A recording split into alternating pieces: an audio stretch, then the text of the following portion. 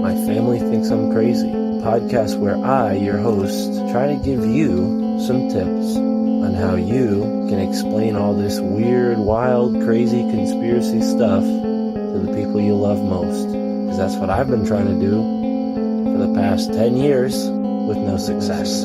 I've been telling everybody that our government is shady, but every time I do, my family thinks I'm crazy. The hollow earth, UFOs, aliens invading, fluoride in the water, they spray our skies daily. When I talk about these things, they think I'm crazy. There's no escaping anymore the evil that we're facing. Illuminati mind control, they're sacrificing babies. The end of days, but anyways, my family thinks I'm crazy. What, they don't want to listen to you? No, they don't want to listen. They don't want to hear it. They're just like, oh, here we go, Mark. Off again with your... Mark being Mark again. Yeah. So, that's the thing about podcasts is when you're on the air, and it's like therapy, If I can't talk to my family about this stuff, I'll talk to you, Matt, and all our listeners. Just start your whole podcast. Yeah. So who are we talking about today, Matt? They think that I'm crazy. They really think that I'm crazy. They really think that I'm crazy. My family thinks that I'm crazy.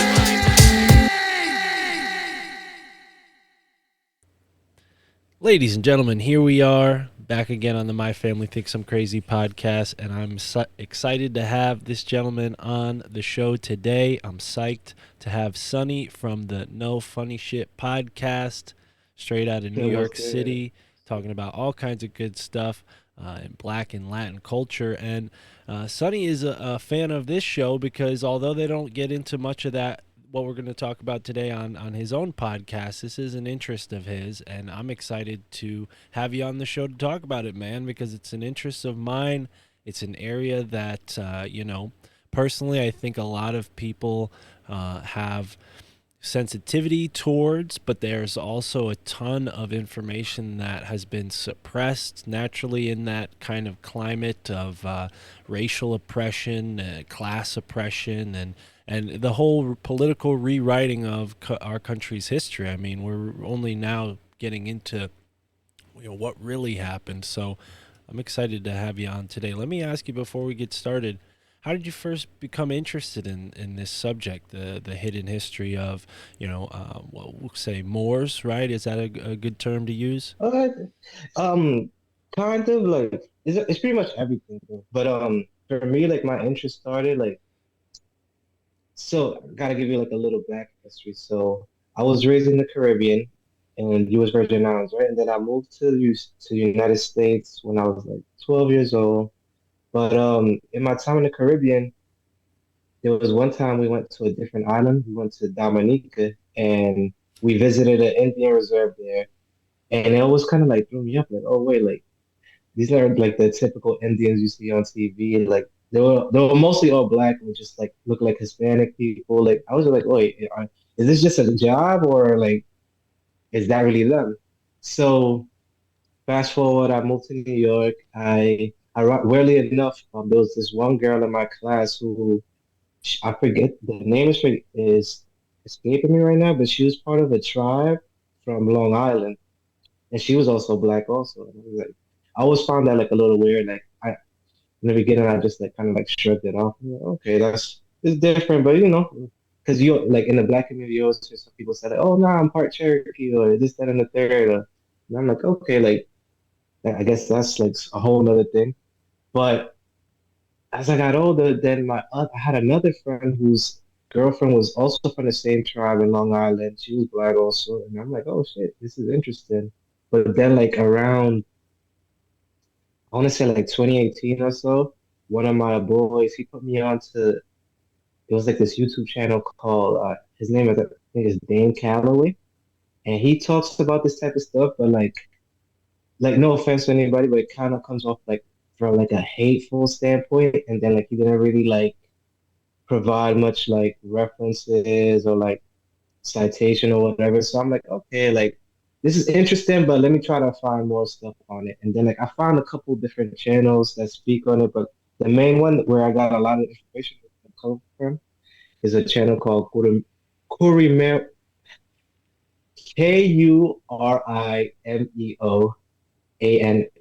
So on that channel, like he had a lot of good stuff, and like he'll have like the books that he's reading from. So I'm like, okay.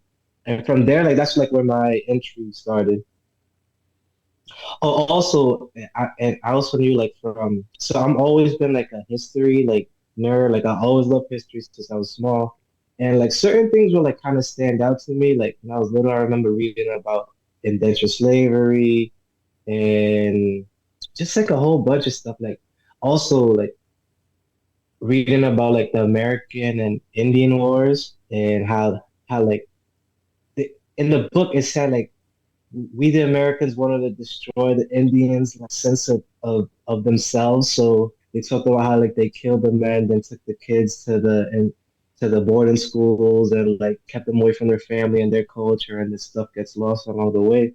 So all that type of stuff like always stuck with me. So then when I started seeing this stuff, I'm like, wait, Right. hold on, like, yeah. Right, absolutely, and I'm with you there. It's taken me a while to sort of come around to this, but when I was younger, I always noticed that there were contradictions with what they were telling us with history, and yeah, it seems to me, and correct me if this is something that you don't agree with, but from what I've found, and we're going to explore this hopefully further, there are groups of people that existed, and we'll say melanated, right? Because the term African American has been applied maybe incorrectly Hmm. to give people this false impression that, everyone was a recent immigrant from Africa that was in America who happened to be black, when in fact, it may be the case that ancient groups of people from Africa, even pre-Columbian in the Age of Discovery, medieval period in Europe, there were groups of African, not just you know random tribes like Hmm. kingdoms, kings Yeah. and people who sent huge ships across the Atlantic Ocean, and you can't just say, oh, well, they got lost and never came back. These people clearly landed in North and South America and most likely Hmm. assimilated with whatever cultures were present there. And yeah, I think this is a whole subject that really just doesn't get any, play in the venues like History Channel or even the mainstream kind of areas where they get into some of this stuff, because it has that kind of racial overtone. And there are Hmm. groups like, the Black Israelites who kind of, not all Black Israelites are the same, but there are some very extremist ones that probably Yeah. make it bad for the rest of them to get the message across. So it's a controversial area, but I want to get into it with you because I feel like you have the, you've been looking into this for longer than I have for sure. Yeah, and just like a disclaimer for everybody, by no means am I an expert. I'm like I want I'm looking at this from a fan point of view, and also just like I'm interested in it, and not to say like I believe in any of this like wholeheartedly either. It's just like it's interesting stuff that we can look at, and then like, hey, if someone can debunk it, hey, show me some proof. But like I'm just going along for the ride. At the end of the day, like we only know right now, and sometimes we don't even know what's really going on right now. So imagine 500 years ago. So Right. Well, yeah, absolutely. It just gets murkier and murkier the further back you look. So, where do you want to start with this? Because we've touched on this topic before on on the podcast with Dr. Narco Longo. We talked about some of the yeah, groups of so Dr. people Michael. in Florida, and Michelle Gibson was on the show a long time ago. I just interviewed her today, actually, and we got into her beliefs about how the Moorish culture was actually the original builders who went around and built a lot of these megalithic sites that we Hmm. see around the world. So it's a very complicated story, but where should we start? So I have a little well, I have a small presentation. I'm not, it's not gonna look the neatest, but okay, I'm trying to share. Okay, so we're gonna do this whole thing again. All right. So is the screen up? Yep, we Okay. could see it. All right. So this is my little presentation, guys, and let's see. So today I want to cover. This is kind of like a brief overview of everything that we're gonna be. Well, it's just this is more so of an introduction of different ideas. So it's like we're gonna cover the copper colored tribes, well, some of it. Then we're gonna cover the Trans-Pacific slave trade, some of it also, and then like Black Europeans, such as like Moors and stuff like that, which sometimes gets overlooked. And then like another term that I saw that is a little murky when they talk about white slaves. I don't know the exact literature to go quote right now, but they were basically saying that when they were talking about white slaves, they weren't that just meant European, and that was just like a vague term. Because then in that same book that it was reading from, it said that the only people that would have been considered white slaves would have been Arabic Muslims. Hmm. So then it was a little weird. But yeah, so as you guys see on the screen, the whole thing that like caught me up like that caught my attention with all this was like the term copper color. So as you can see, like pennies, coppers are coming in all shapes, all different types of shades. So that's just that. So then like let's start with this. The original term for American was an aborigine or one of the various copper-colored native tribes found in the Americas continent by Europeans. So that alone, I was like, wait, so that's a little weird. Like I never really heard that original term of like American or anything like that. And this is supposedly from a Webster's dictionary from 1828. A lot of people that talk about these type of conspiracies, they always reference this specific book. I haven't seen anybody with the actual physical one, but if you look at Webster's 1828, like they have that up on the internet itself. Yeah. So this is a little weird. And then like let's see if you could zoom in. You see like the depictions is these are supposed to be Native Americans, and I mean like I don't know about you, like that's not the typical like Native American that you would see. Yeah. So you have something to say? No, yeah, it definitely looks like they're wearing an outfit you would see in like Turkey or Northern Africa, and Hmm. the headdress reminds me of something that you would see in like Polynesia almost, like very elaborate. And I mean, yeah, and they're carrying something that looks like a longbow, which is interesting as well because I believe the Native Americans had a more advanced type of bow than what Europe had at the time. It's either Mm. the inverse or that what I just said. I don't remember which is true, but one of those. Sorry, I know I'm all over the place. I'm showing too much. Is this the but book you mentioned? The book that you weren't so able to this is find? one of the books that like initially like drew my attention to it, and I actually saw. So this is called America Being an Accurate Description of the New World, and this book is actually available at the Library of Congress right now. Like you could go I'm not sure it's the Library of Congress, but like one of those libraries in Washington D.C., like the federal libraries. There's a YouTuber. Her name is Tasha Z. It's like Tasha Tasha space XI. She actually has a video. She goes and she pulled the book out and she was able to read it. And yeah, I mean this book a lot of the people in these communities they reference this book a lot because it talks about like the different descriptions and stuff of people. But it's kind of hard to read because it's written in that old English style. Like not all letters we use nowadays. I'm trying to show you some stuff, like try to zoom in. So then, like even here in this picture, you guys could see that there's like different shades of people. Hmm. Like this guy is pretty dark. This guy's a little lighter. Some lighter ones. And then it's just interesting. Let's see. Let me just try to. Let me zoom out a little bit. So this is up on archive on the Internet Archive right now. So you got anybody could go look it up for themselves. And this book actually like specifically talks about like Mexico and Peru and like South America. So these are the people they would have found there. Wow. Yeah, America being an accurate description of and it says Nev World. I don't know maybe the printing press had only V's and no W's, but that's kind of interesting. And what else is interesting? And this is it talks about their cities, fortresses, towers, temples, mountains, and rivers. It's kind of giving a general description of what's in this book. And yeah, fortresses, cities, towers, and temples. That's a lot different than the teepees and stick huts that Hmm. were typically shown, But although there are, plenty of megalithic works south of the American border, huh? Hmm. Wow, look at that. Yes. So now let's look at this map. So this is a map of the Americas from and you can see like it's still incomplete. But too far. God damn it. What did I do? Okay. Sorry about that, guys.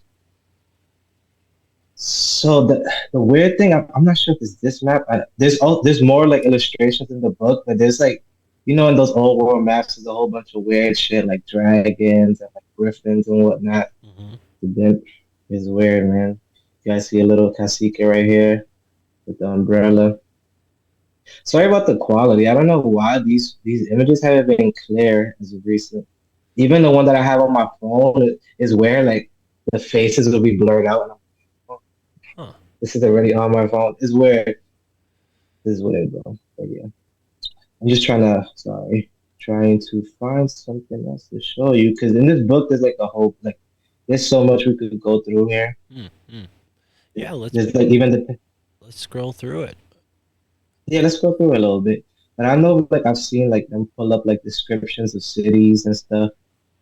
I A believe lot of cities that if you click on, there's a button, there should be a button that shows you like all the chapters, that little oh, four squares next to each other.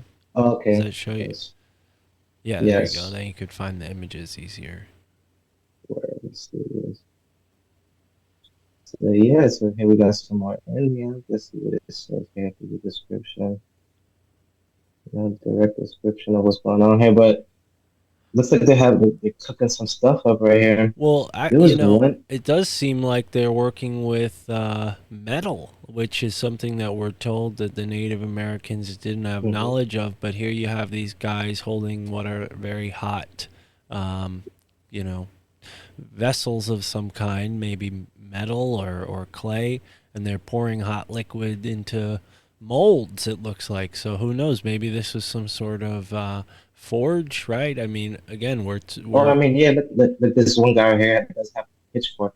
yeah, no, for sure. It looks like metallurgy going on there, which again, that kind of contradicts the what the archaeologists tell us the Native Americans were capable of. So, I mean, already we're hitting some interesting stuff here, and those llamas in the back. Yeah, So, I was just about to say that. I guess this must be South America. Yeah, like Peru. So I'm pretty sure llamas are like, I think they're from Peru. But yeah, I haven't even seen like images like that. Like they're using the llamas as like mules and stuff. Mm-hmm. That's funny. Yeah. Yeah, that's one of the interesting things about books from this time is like there's a lot of stuff that's just kind of been left unexplained or it doesn't fit the paradigm, so they just leave it as like, oh, well, people back then were not as reliable. But to put this book together, I mean, it's quite a task in itself. So to question their reliability, Yeah, so I believe this book is like a compilation of different conquistadors and their accounts. okay, Yeah. interesting. And the first page, if I'm not mistaken, that's what it had there. So this is supposed to be uh Christopher Columbus. Wow. It's weird too, because when you get like deep into this, sorry, when you get deep into this like this section of conspiracy, it gets a little weird because like they have like they start saying like, oh, everybody was black. They're like, oh, Christopher Columbus was actually a black Portuguese Moor.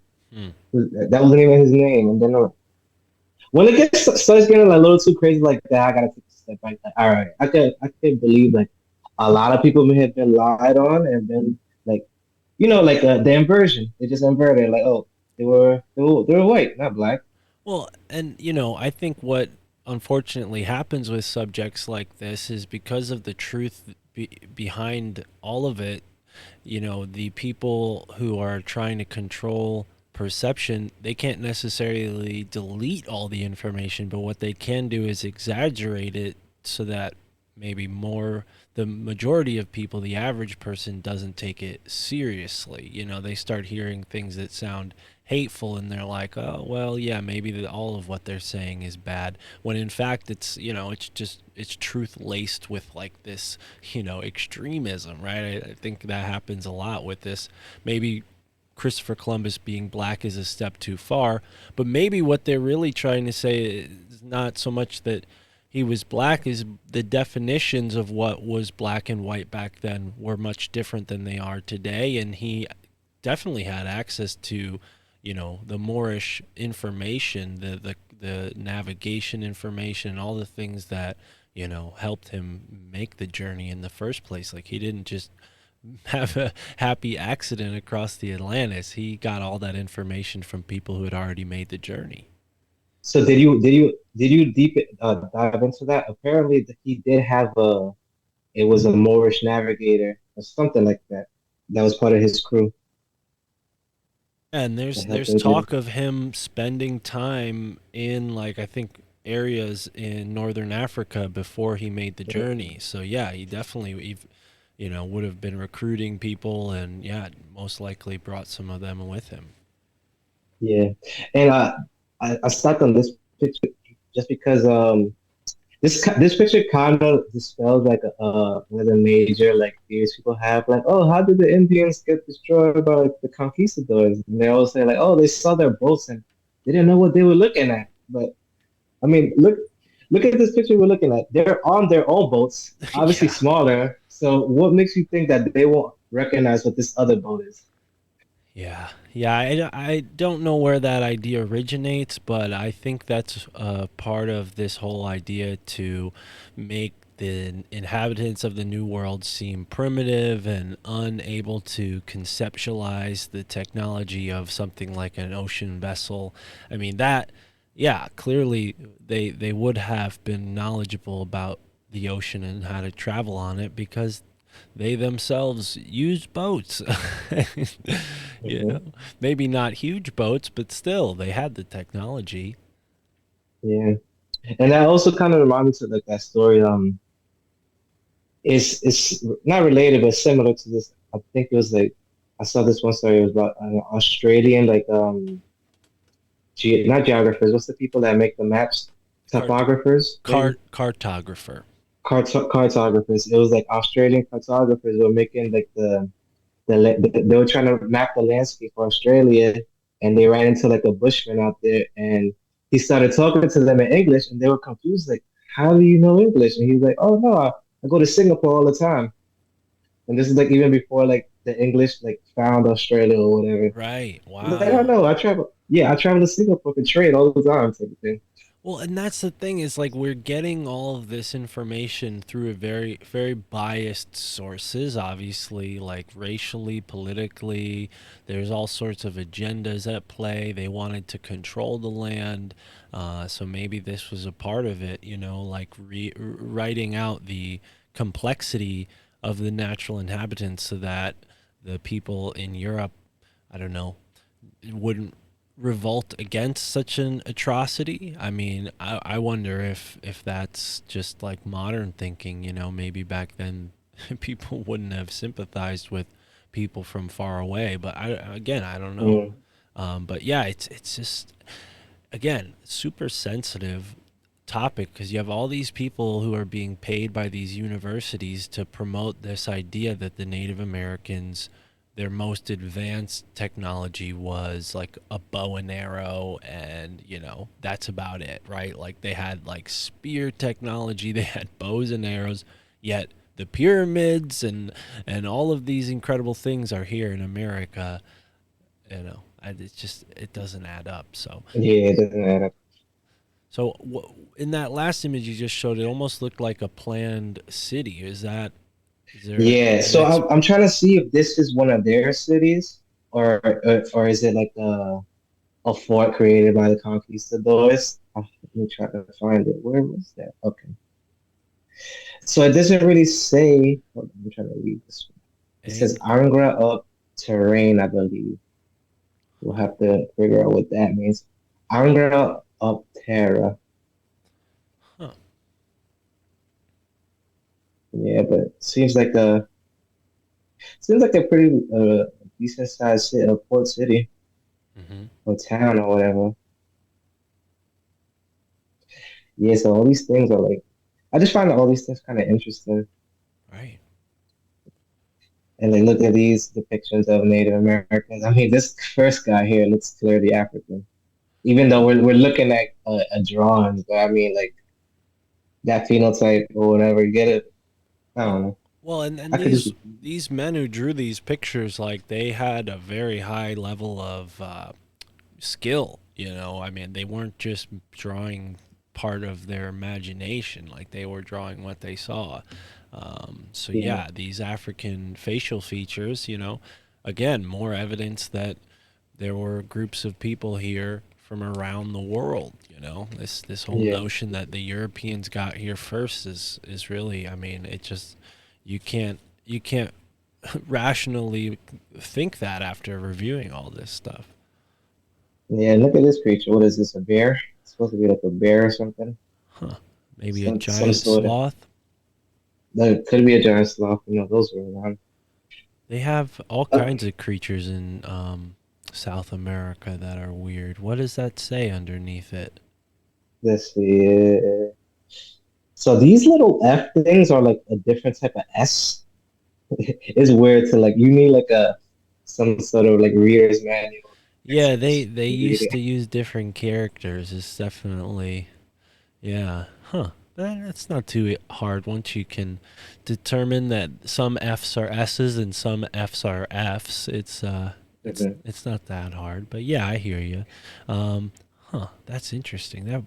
I like looking at animal depictions from this time period because like things like animals, there's a certain uh, stability to species of animals, but also there are these animals that are kind of like cryptids, right? So I Mhm. wonder how often those creatures are drawn in these sorts of discovery in this discovery era. Uh, you know, Like we got one right here. What oh, is this? Looks look at like a dragon type of creature. Like what the fuck is that? whoa, look at that, So huh? yeah, it's the dragon. Draco out there. Ex-ray explicata con commands. Also, dragon X came. I'm guessing that's what that's. Kum, Kumatos. Maybe the I don't know how K to read Latin, guys. Maybe the It's caiman like, is that lizard reptile thing on the hmm ground there and has two tails though. That's Oh interesting. yeah, that's weird. Yeah. And then we got clearly some kind of giant squid creature.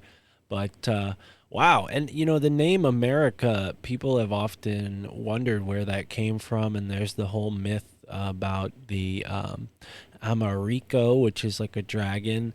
There's the guy whose last name was Americo, but I think that it's more likely that they were naming this place after something mythical, not just some guy, Oh, also, I don't know if you know about this. So there's like this the Tamari Indians. So Hmm. that's also where they say the name comes from. Tamari Indians. But I wish I would have found the specific quote. But in this book, there's a description when the conquistador talking about the people they found here, and it was like, oh, the Indians, they are like the Africans. Hmm. Like like they're swarthy like the Africans. That's like a word too that isn't it used much nowadays. Oh shit, they kind of my bad, guys. No, don't worry. And I edit this, before I publish it. We're Okay, we're not all right, live, perfect. so yeah, no worries on that. We could, take our time here.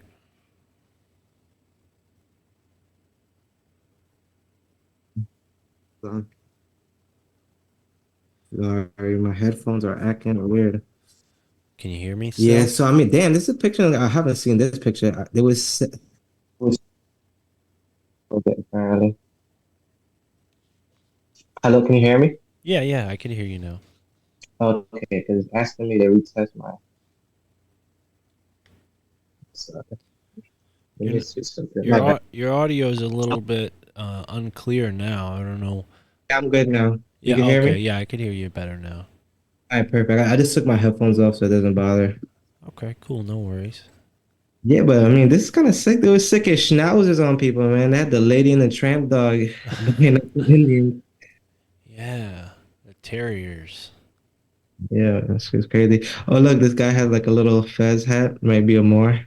Oh no, no, no. That's That's the a chicken. Phrygian cap. That I mean, maybe that has a different name, but yeah, that's like the Phrygian cap. That's like the Liberty cap that the Revolutionary Mm. soldiers wore. That's interesting.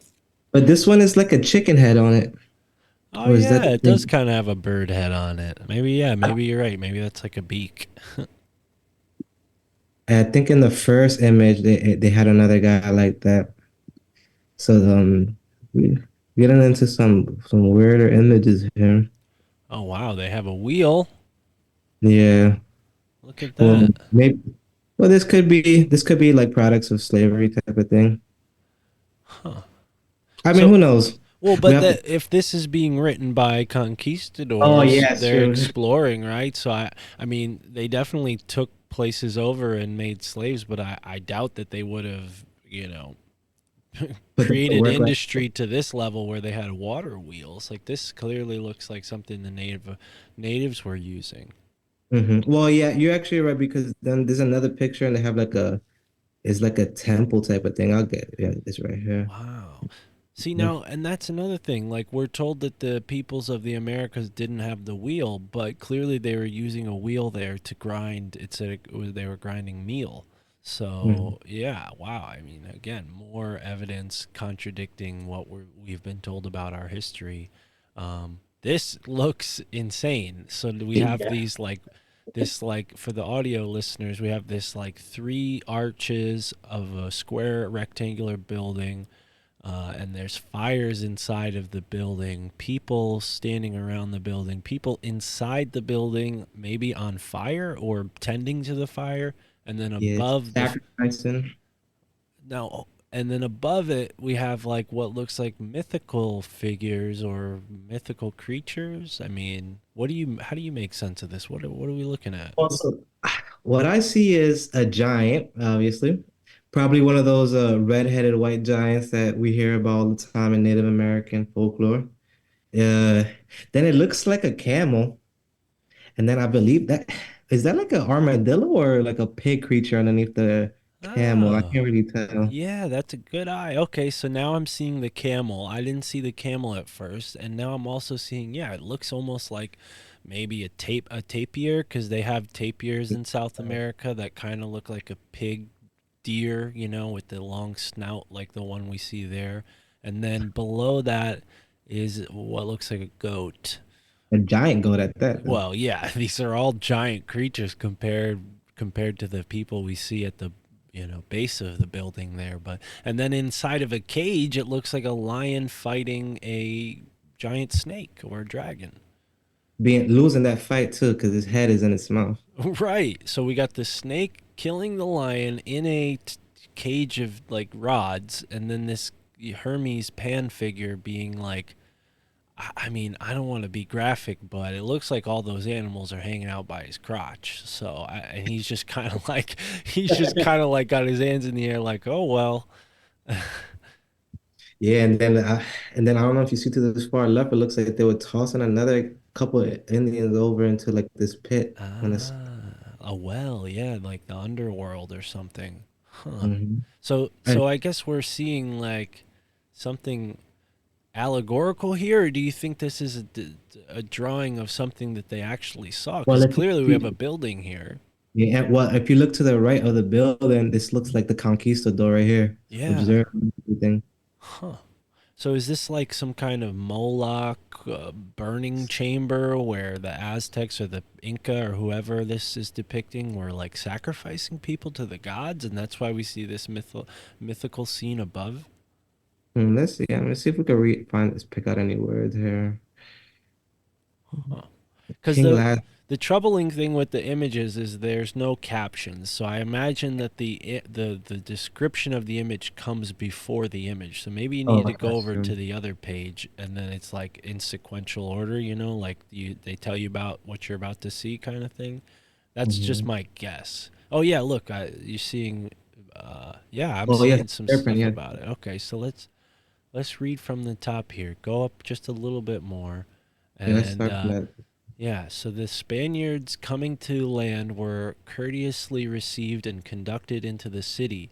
The neatness of the whole marketplaces and the exactness of their streets they beheld with admiration, as also the costly stuff garments both of men and women. But their wonder increased when they beheld very artificial crosses, concerning which upon inquiry they related that a man more glorious than the sun being uh, built, built in erecting the cross died. People, but these people, though so courteous and civil at first, seemed in a few days to be wary of their company, which the Spaniards observing found sounded a retreat, and sailing westerly proceeded on their intended design, and soon after anchored before Competium, the king of which conducted Ferdinand and Morantes with some others into the city, uh, consisting of 3,000 houses. In his palace, there were entertained with all manner of fowl roasted, after which refreshment they surveyed the city, in which, amongst other curious buildings, was a high but square theater of marble, on which stood the image of a man, on all corners afflaunted by four wild beasts, which were of no less strange than a horrible shape. Not far from this image they saw a serpent fashioned up of chalk and little stones. Whole coiled up tail was 47 foot long and a proportional thickness. This serpent, sprinkled with men's blood, yet warm, seemed to prey upon a marble lion. Both were enclosed with a stone rail, within which malefactors were daily executed. Bloody bows and arrows broke in small pieces lay between the bones and dead bodies. Wow, I mean that that sums up what we just saw, Yeah, and there's clearly a reference to Christ in South America, which I've heard yeah. about that before. Is it Veracocha, or I forget what name they give to the South American Christ, but I have. I need to look into that. I haven't seen any of that stuff. so Word. clearly this was some sort of sacrificial altar. Wow, that's And you got crazy. to think about it like to our, let's say our Christian minds. What does this have to do with Christianity? Right, right. And yeah, and then it's talking about Lazarus as it Yeah. continues. But I just want Ah, to, I'm just impressed with my ability to read that out loud. I didn't think I was going to be able that to was a do great that. job. You skipped a couple words, but I mean, they were unnecessary. Oh man, yeah. Well, all the F's and S's for the audio listeners are switched around, so it's not easy if I did miss a few words there. But that is, yeah, that's another level of this too. It's like I wonder how much of our own modern English language was switched like that just so we wouldn't be able to read things hundreds, 200 Hmm. years old. Like maybe this is intentional, you know? But clearly, this is all very like Mesopotamian, old world sort of symbols in a new world context. Yeah, and look at this other picture we're looking at here. We've seen a couple different shades of people. Like this one guy on the far left, he could look a little white, Well, and then we got, it could be covered in chalk, right? oh yeah, They we're did talking have about. chalk, but still, I mean, yeah. And then you have people who are very dark in comparison, being doing all sorts of stuff. One of them is on top of the back of a lion, where others are look to be fashioning statues of some kind. But no, Mhm. no. That's not a statue. That's a weird beast with breasts and three heads in its stomach. Do you see that on the right hand Yeah, side? right here. Yeah, What is and that supposed to be? like risen it up. He's just like risen up the dog lion creature. I've never seen this creature at all. Like most of the stuff, like it's so many pages. It's like I tried to read this one time, and I only got to like page 5. All the F started kicking my ass. I don't blame you. I don't blame you one bit, but the pictures are Yeah. incredible. I Let's try to mean, deepen a little bit on this. yeah, and then we have more. I guess those are wooden statues because those are kind of big Back in in. comparison, and they're all bowing around them. So, and there looks to be like one with fairy wings. You see that? Yeah, this one to the far left. Yeah. Like classic Tinkerbell fairy wings. And then this demon goat looking creature right here. I just noticed it. Damn. Okay. See, I mean, and that's the beauty of these woodcuts too. Is there's so much detail that just kind of like can seem blurred and not, But then you look in, you zoom in, and there's so much detail in these things. Yeah. She's crazy, bro. Honestly. I'm glad that we have started like this because I've been trying to build up the YouTube channel, and I think this episode's going to do really well for the YouTube people. Maybe not so well this first part for the audio people, but audio listeners, if you've made it this far, I'll be sure to link this book in the description so you can like look yourself and maybe follow along. But this is really fascinating. So now we're looking at some conquistadors who are, some of them Well, look to be, eruption, it's like, well, it looks like they're running away up top there from a volcanic explosion. And mhm. the natives are like pointing at the conquistadors and also, Oh, you know what I think this is? Remember they said that when the conquistadors arrived, a natural disaster started happening, and they prayed to the conquistadors to make it stop. wow. Okay, Kind yeah, of look, look, they're bowing in front of them. Wow. yeah. Now, and this kind of fits into what Michelle Gibson was just telling me about and how they had this controlled collapse of the natural energy grid here, and they Mhm. caused this catastrophe in order to, make the reset easier, right? Instead of which, we know the stories of how they destroyed and tracked everybody down and put them on reservations, but what if the reason why they were all nomadic was because there was some great cataclysm 100, 200 years before Yeah. that? Yeah, Wow. and we gotta think about it like this. The For lack of a better term, like the whites coming to America it didn't happen like right away. This was like a ongoing thing. So we're probably seeing like year 10 or like year 1 or 5, you get it, in these depictions. But then Right. like by the time like the whole like everybody else comes through, it's probably like 50 years later. Like Even they said, longer. Yeah, no, yeah, you're right. I mean, this is it. This is in the 1500s, and the Pilgrims, they didn't make it to the east coast of the U.S. until like the 1600s, and even then, it took them like 60 to 70 years before they had a real settlement. It took them a while. So, yeah, word. I don't know if you know like the Roanoke story, that yeah. whole tribe that like disappeared. Not tribe, but like the fort, like everybody disappeared on that one. That was a Yeah, well, and what's really weird is to this day they have this ceremony that I think the Rockefellers like own the whole area, and they put on this play in honor of that lost tribe. And one guy came on Tinfoil Hat a couple years ago. I think it was Ryan Dawson, and he basically said that he thinks that that's just all propaganda so that people don't figure out really what happened at Roanoke. Mhm. And the word Krakatoa was put at Roanoke, which was weird because it's not really like a Native American word, but Krakatoa is associated with this volcanic eruption. So who knows? Maybe they all died in a cataclysm, and that's why they wrote Krakatoa on the side of the thing. Okay, so I found this other depiction of a city. I just wanted to go. Oh, so is this supposed to be Montezuma Grande? Oh, no, hold on. Sorry. My bad. No, it's all right. Zooming out too much. These like Apple courses are like annoying. So let's see, what are they talking about here? So seated in the province of Mexico where Salt Lake mixes it's water from the fresh river, both which would surround and contain I'm gonna assume this is a Mexican city because it's not saying that it's any type of English settlement. I mean, look, does it look like anything that they described here? Right. Wow. I mean, clearly this is a whole built civilization like as the conquistadors got there. They were not building all these buildings, coming off of ships and with their guns and their treasure seeking. Like that, this is not. They couldn't have built all this. This was clearly here already.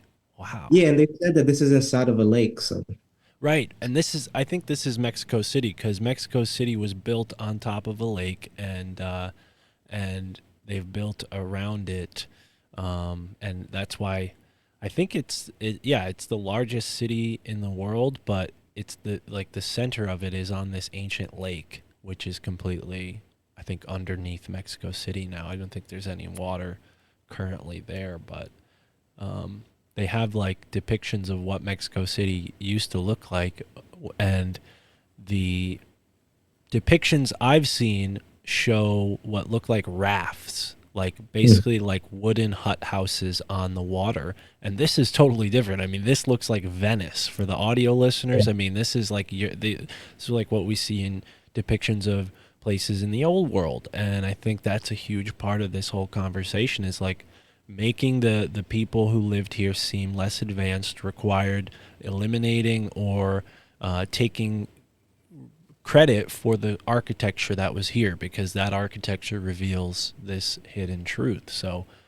yeah, and it's an idea that I've been very skeptical about, but I'm slowly coming around to it, and seeing stuff like this is exactly up my alley, cuz a lot of what we see with the Tartaria YouTube world is like they just look at modern pictures of buildings and say, "Oh, this looks old." And I'm like, yeah, okay, anything could look old. I could literally build a building tomorrow with the the right budget, and then go through a process of making it look old. They did that literally at Yale when they built some of the campus buildings. They set the exterior on fire to make it look like it was really old and had been weathered, right? So, this is something that when you see evidence like this that dates back to this time period, it's astounding. So, anyways, I'll shut up because you're showing us some fire here, brother. I really appreciate this. no, I mean, and this is all like available. Like this shit is in the fucking library. You get it, like Right. Well, and a that's lot of these part of. books. Go ahead. Sorry, a lot of these books you have to buy. Like one of the books that I wanted to get into later. You have to purchase, and that one talks about like how getting the Asians into from Chinos to Indians basically is the name of it, and it talks about like the Trans-Pacific slave trade and all that. Well, and yeah, we do want to talk about that because that's come up in a couple of conversations I've had, and the thought came to me like, this whole idea is that the Chinese slaves built the railroads in the West, and how did they all get there? Like, they didn't come through Ellis Island, So how did they all get there? And what if they were already here? Yeah, Just like there were African groups of people in South Central and North America on the East Coast, why wouldn't there be Asian groups of people, or at least people who have Asian, genetics going back long ago? Like the whole land bridge theory just says, oh, they walked over 12,000 years ago, but now there's new DNA evidence showing, the Incas and different groups along the west coast of the Americas having Polynesian DNA. And hmm, obviously, Polynesian people are melanated, African people and Australian Aboriginal people aren't quite the same, but they do have similar traits. yeah. Yeah. You know what? So with the whole like what we typically think as of Indians, like the Mexican looking ones and like the white Native Americans, Hmm. I'm not too familiar with it, but I know like the people in this community, they refer to them as cons. Okay. So they're like of the idea that like a part of them came over like either like through the ice bridge or whatever. But their idea is that these people that came over were from like descendants of like Genghis Khan and all that. Mongols, right? Yeah. Yes, Well, and and that connects to the whole Tartaria conversation. And if they had all these incredible buildings in Eastern Russia and Eastern Asia, like the Tartaria maps show, then why wouldn't have they take those skills with them to this new place? It's like, why all of a sudden become nomadic herders? It's like maybe this cataclysm explains why they were, for the most part, nomadic when they yeah, were here. Yeah, and sorry to cut you off, but No, go speaking of ahead. like hurting and all that too, so we're looking at the depictions from the conquistadors, right? One thing that I keep noticing, we've seen like a lot of cattle and horses and stuff. I thought the conquistadors brought that over. So would they bring all these livestock just to like explore the land, or were they here already? So like questions we gotta keep in mind. Like even in this whole picture, and I had zoomed in on this just to show like the contrast of like these conquistadors are supposed to be a so-called white, right? And like the color contrast is like completely opposite of this person standing right next to them. Yeah, yeah, Mhm. yeah. Well, yeah. I mean, the the idea of race and all of that really is like a new thing too. I mean, they not that it hasn't existed in the past, but the idea of like the order of races was like a totally Western idea where they went around and they said, oh, okay, this type of person is this race, when really ethnicity is a more accurate, description. Race is more of like a sociological term. It's not really, there's no real genetic Yeah. uh, proof to the idea of races. It's Or like differentiate. Yeah, where it's just all used to like divide people and split right, people up. right. Well, and that's a big part of this whole study is like what actually happened in the history of this land and how has it been changed and altered. I mean, look at this. Now we have another, temple area with these weird gods, goat-like god with the faces on its belly. What is going on here? Let's go back a little bit. Let's see what this is about. Yeah. Wow. I mean, because this stuff, this is really, again, like, these are the things that really get me going because we're told that the architecture here was of a certain quality, and here we see chandeliers with fires in them. We see torches. We see, a gabled, vaulted ceiling. Like this is not, and it looks like that's Intricate too. yeah, and Intricate there's design on even the like a ceiling. mosaic up there too. So, this isn't something that you just slap together with rudimentary materials. This takes a very advanced level of architecture. I mean, and it's a five-pointed it's like a pentagon type ceiling too. So, that's even crazier. Yeah, and then you see the conquistadors in the corner, like in awe, looking around at the Yeah. architecture. Yeah. Yeah, now, you know, uh See if we can see what this is.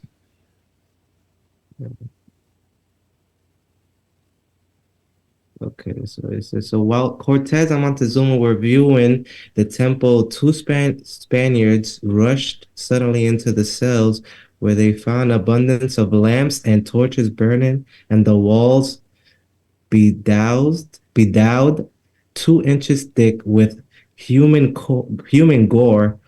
Overhead hung vault numbers of vast numbers of their sacrificing knives, and the stench of the place was intolerable. But Cortez going on, Montezuma and his attendants resented. resented. Sorry, what? No, go ahead, go ahead. Oh yeah, Montezuma and his attendants resented it very Heinously. heinously. Sorry, yeah, my bad. These shit's kicking my ass. And they pulled down some of their idols and dust perfume to look in the king's face, for those people bear so great reverence to their king that none dares so much as once look up in their presence. Okay, so I'm guessing this is Montezuma and Cortez.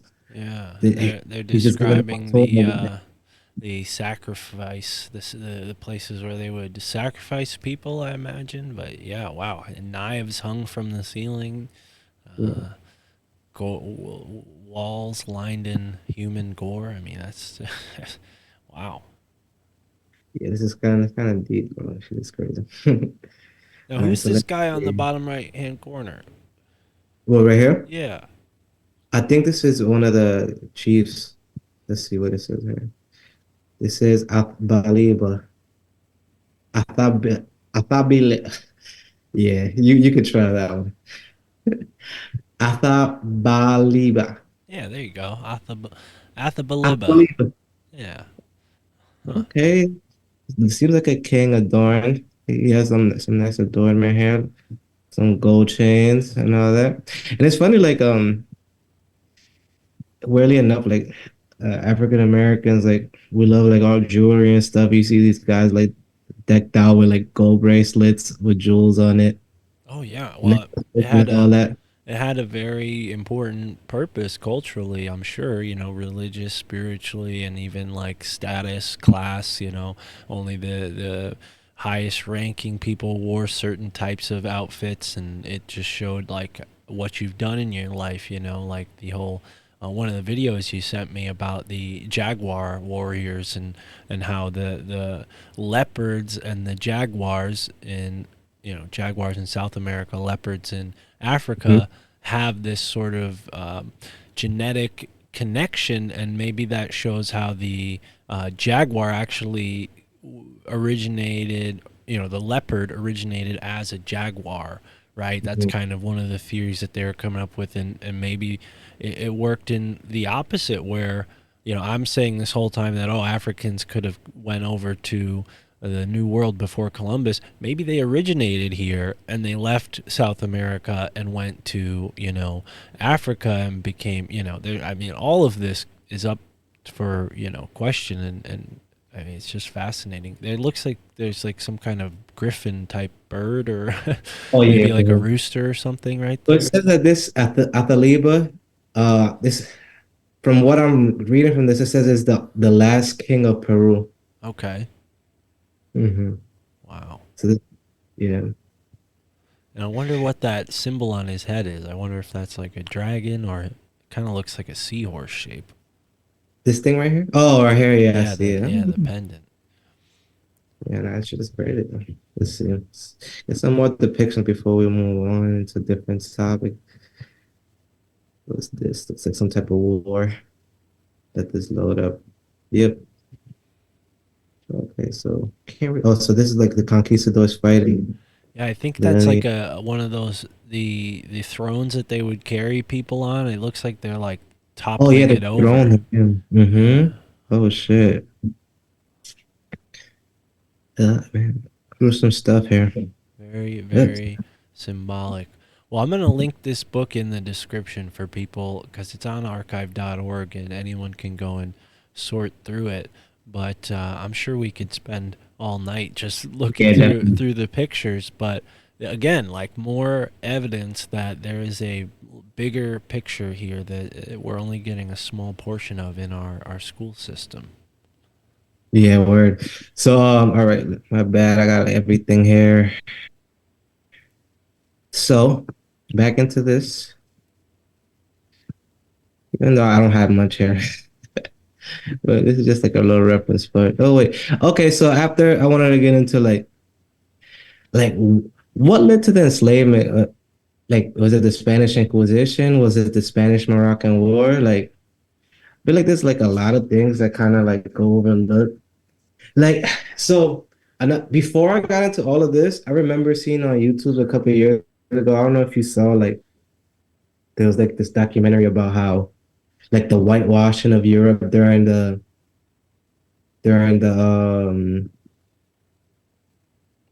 whitewashing of Europe The Renaissance?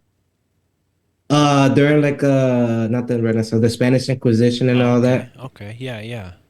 Yeah, you mentioned that earlier, how they're black Europeans, and we've talked about that on the show, and plenty of r- governments in Europe and cultures in Europe use the Moorhead, which is like usually like a picture of a male, black male's head. It's like not decapitated or anything, but just as like a symbol of royalty. Like the picture of a Right. black person was like um, not I wouldn't say worship, but it was definitely revered. It was like considered a good symbol.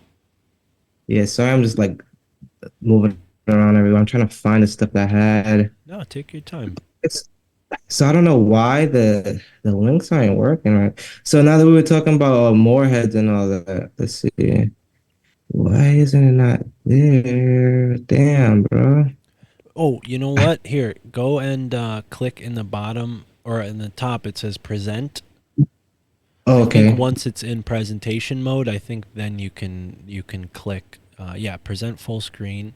I think your Okay. links should work. Yeah, and then the purple button down at the bottom. There you go. I think once it's full screen, the links will work, but I don't know. I've used Canva before, and usually I'll download it and take it out of Canva before I present, so I never really put links in it in the first Uh, place. But yeah, Damn, son. it's all This is right. kind of Well, my advice would also be maybe close out some of those tabs because that's probably making it harder to Yeah, let me. load. I'm gonna close. I'm gonna go ahead and close out the America book since we already went through that. I would try to This. close the YouTube tabs because those always take up a ton of bandwidth. Oh, okay. All right. Well, so just real quick, just wanted to basically shout out some of these channels. So this guy right here, he covers more like the Black Moor side of stuff. Like if we get into all of that, like we could go down a crazy rabbit hole. As you can see here, he has like the Anunnaki and all that type of stuff. Palladian aliens, like they get into all of this. I don't know if you know who this guy is right here, but like the Moors believe that Yeah, yeah, I've heard of him before. Is his name Dr. start with a Yakuba, I think Z? his name Yeah, is. yeah, Yakuba, that's it. Yeah. So BDEL 1014 1014 Yeah, BDEL he this is who we're looking at for the audio listeners. And I'll link this in the description for people too. So, yeah, so that guy, he gets into that type of stuff. And just as we're closing out the YouTube links, when I was like studying some of like the Hebrew Israelite stuff, I kind of like went to this channel right here because they just cover it like from like a non-conspiratorial aspect. Like they're just reading the Bible and like the Torah and all these type of stuff. So like looking at the description. So they had a series uh with Noah's sons. So if you see right here, well, the beginning is why who is who matters, and then they go into like the descriptions of all the sons, so Japheth, Ham, and Shem. And yeah, these are pretty good videos. You guys should check them out. Their YouTube is called Bridging the Gap. okay. Yeah, Bridging the Gap 400, and that's a pretty dope YouTube page. I was kind of tight because like once I got into it, like their videos were like 2 years old, and I'm like, they just disappeared off the face of the earth. I'm like, what the fuck happened to them? Oh no. Huh. Yeah. Yeah, and like last channel I want to show, this is the guy that I want to get on your show, this Kurumeo. He does like all these videos. Yeah, And yeah. You sent me one of his videos about the Black Panthers. I thought that was an interesting timing too, because we recently had Chris Knowles on the show talking about like the superheroes and how they used actual, mythology and information that was kind of not so popular and infused that into the different characters. And the Black Panther is probably one of the more interesting characters in my opinion. I'm a comic book nerd at heart. I got my Black Panther character here for with us for for the show. But I remember as a kid reading about his backstory and thinking like, "Whoa, that's so interesting!" Like this whole African empire, and then come to learn that there are these like there's this whole history of empires in Africa, these great kingdoms that existed that we just they just don't even think to mention it in school. I mean, at least the school I went to. yeah. But yeah, so I like that this Kurumeo Hua guy. I got to get him on the show. He seems cool, but yeah, now that the YouTube tabs are closed, we might have better luck with presenting the Canva because Canva itself can be a little bit of a bogger too. It kind of bogs down the computer. Yeah, so I knew I should have just left. I had like the links because I just like hyperlinked them so I could just not have so many tabs open. I hear you. But I was trying to show you here with the whole like what led to it was like the Spanish American War. It was just talking about like what was not Spanish American War, like with the what's this shit called? The Spanish Inquisition. It was talking Right. about how like during the Inquisition they they were hunting down like Muslims and Jews and all that. But then that gets into like Sephardic Jews and like other types of Jews and such like that. Right. And but oh yeah, but what I was trying to bring up with the whole the documentary I saw previously, it was talking about like the whitewashing of Europe and how during the Spanish Inquisition they tried to they basically were saying that you know how they say like they paid Michelangelo and all these people to paint things. It was really for them to paint over. And apparently some of the places they couldn't get to were like Russia and stuff like that. So like some of these pictures are like Russian icons or like Black Jesus and everything. But you know what they usually tend to blame it on like, oh, why are these saints and like Jesus and all these people dark skin? And they try like the main excuse they use is like, oh, because like the smoke from the candles or whatever. I mean that makes sense, but then like they have this white rabbit right here, these Yeah. white and everything. If it was discoloration of the pigments in the art, then yeah, it would be uniform. It wouldn't just be certain parts of the painting. It would be every, light portion of the painting would get darkened. That's interesting. Yeah, and I would even say, well, what if it has something to do with the people who made it, right? Because the further east you go, the darker people get in Asia, right? There's all sorts of different colorations of people around the world. And this whole uniform idea that, oh, blacks are from this part of the world, whites are from this part of the world, Asians are from, or yellow people are from this part of the world, to use, the whole color scheme. I mean, it's just silly. It's nonsense. There's no basis in, biology for it. It's a linguistic idea that has really done more harm than good. But and again, like, even the term Indian, which I've been surprised to learn by many of my native friends that they prefer the term Indian, which I think it's more of like, just take ownership of the term. And Mhm. like also it's kind of like, why change something, what's the point? And but yeah, Native Americans being called Indians is even kind of like a misnomer, because now we think of the term India, but back then that name of that country meant something else, and the term Indian meant something else, right? So nowadays we think, oh, it's because Columbus thought he was going to India. No, no, no, no, that's not it at all. Indian was had something to do with the way that they lived, and maybe that has to do with the whole cataclysm that left them nomadic. I mean, again, who knows? Mhm. So let's go Yeah. back to the Moor though, because you're touching on something that I think this is what I wanted to get into, the Moors heads in Europe, because again, like, people think Europe's it's all white place, and it's just not true. Yeah, I was trying to find this other link I had, but this is one of the websites, and the other one had more stuff on it. I'll try to find it still. But it's kind of just like interesting, like, oh, they say like, oh, why are these black people here? And like they kind of forget like, oh, the Moors were in control of Europe for like 700 years or whatever. But then like that history gets erased, right? Right. So like fuck that. But like their excuse is like, oh no, they're black people on this because they're slaves, and it's like, really, they're slaves? Like, They okay, like put right here. Yeah, they put a crown on their slaves. Come They put on. the crown on their slave and put them on their seal of their family, right? Yeah. Like that makes sense. Sure. Well, and even in Italy to this day, we had a guest on the show, Alessandra Bologna, who wrote a book about the Moors heads in Italy, and they do these parades where they have like basically like this giant puppet or statue of a black African person, and it's like, it's like Oh, a thing Black that, Sam, I think his name is. yeah, it's like a celebrated figure in their culture. During Christmas, right? That the Christmas character, Black Sam, I think that's what you're talking about. Well, Similar to this, like the typical like character. Well, it might be more than just the Santa one, because I know about that. But I think it's the Moor's Head in particular. I think she said it was a summer ceremony, like they celebrated this party in the summer. So I don't know that it's Christmas, but hey, it's probably not the only one. There's multiple, I'm sure. Yeah, I mean, and right now we're looking for the listeners. Just looking at a couple pictures of like different family crests from like Europe. Like, so right here is some Friesing. I don't know where that's is. It's probably like some Germanic country. Hmm. And these are some of like the black crests on it, and it just makes you think like, bro, what the hell is really going on?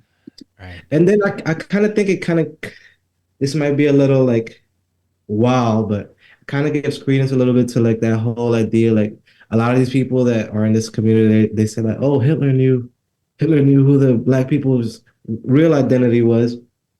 And even in one of those videos that I watched from the Bridging the Gap, they reference so there's like this reference of a book that everybody uses in this community, and it's like this open letter um from like Hitler to like his people, right? And I don't know if you're gonna have to block that out, but yeah, No, no, no. There's no from censorship on an this atheist show. guy to his people, right? And he's telling them like, oh, America has stolen God's chosen people, and it's just talking about like from this letter is basically saying that Hitler knew that black people were also Jewish, Huh. and and that he was saying that the Lord was gonna punish the Americas and the world for basically for hurting their jewels, the jewels of his eye. That was like the terms. But everybody that talks about it, they always just reference like is like literally like a screenshot of a page, and they always nobody ever has it, but they always just talk about that. Everybody references that one thing, and that's something like I found like I keep running into is like